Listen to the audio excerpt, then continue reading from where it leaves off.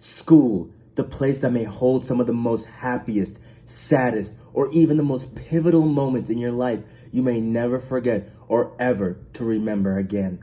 As time changes, technology advances, and more new things continue to evolve, it is time we begin to dive further into the education system, assessing and reconstructing the dynamics between students and teachers. My research team, Dylan, Isaac, Julia, and I are on the search to find and determine how is unconscious bias of both students and teachers lead to a lack of academic endurance. Well, to find this, we must first find perspective on both ends of the spectrum from students and teachers to understand what the problem truly may be.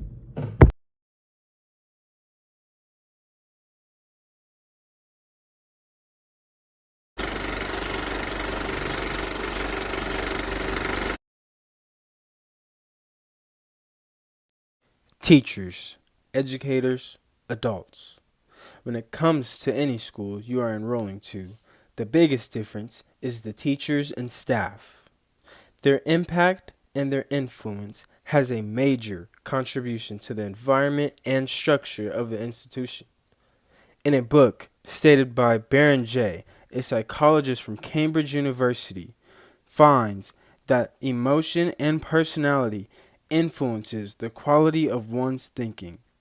He then shares that with consistent psychological observations, high quality teachers are thought and expected not only to raise test scores, but also to provide emotionally supportive environments that contribute to the students' both social and emotional development. Here on our campus, John W. North High School, we have both a wide range of ages, people, gender, and experiences. Our group interviewed both a counselor and a teacher to learn their experience and perspective of what it's like to hold the responsibility of being an educator. Here is our counselor, Mr. Michael Toner, and hear what he has to say. Yeah, no problem. Yeah, so how long have you been counseling? Wow, since 1998. Wow. So before you were born. Right. So what's that? 20 years? More than 20 years. Yes. It's like 23 or so. Yeah, I was a 20 teacher plus before that. 23, yeah. So, yeah, 23 years of counseling, I think 6 years of teaching, which makes me really old. Yeah. No, it's okay. As time goes on. So coming from a teacher to a counselor, do you feel that you had to adjust your approach to students when it comes to counseling or teaching them? Well, I think when I first started teaching, you're never prepared. Yeah.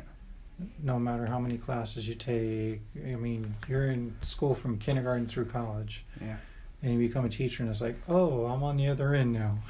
Exactly. So it's always learning. It always is. So I think just naturally, I've adjusted what I do.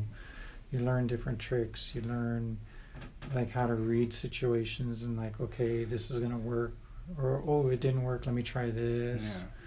So yeah, I think that's just a natural thing that all educators should do. Is just be ready to make adjustments and figure things out as they go.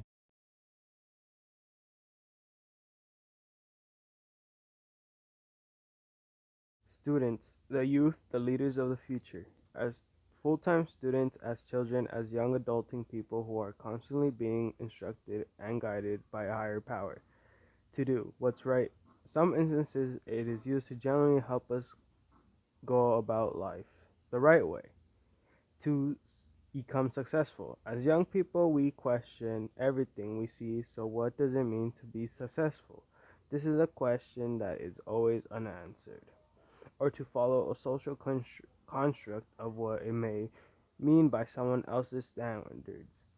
In an article titled Student Apathy, it shares that last year in Chicago, almost 40% of ninth graders dropped out of failing two classes by the end of the year. Observing such statistical data as such, we can see that a student's success isn't just met as much as it is by their hard work, as it is from them fearing failure.